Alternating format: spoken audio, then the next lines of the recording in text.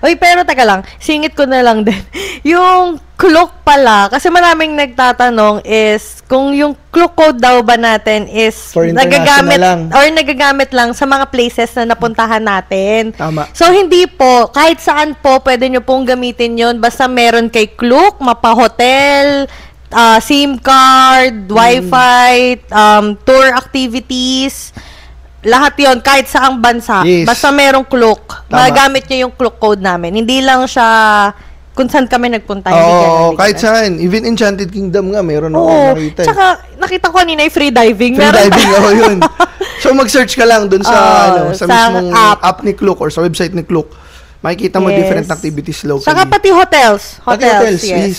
Meron doon. So, yun yung mga parang ngayon, parang ang dami na ngang ways for you to save on traveling na Tama. hindi siya maging sobrang magastos. Kasi Yes.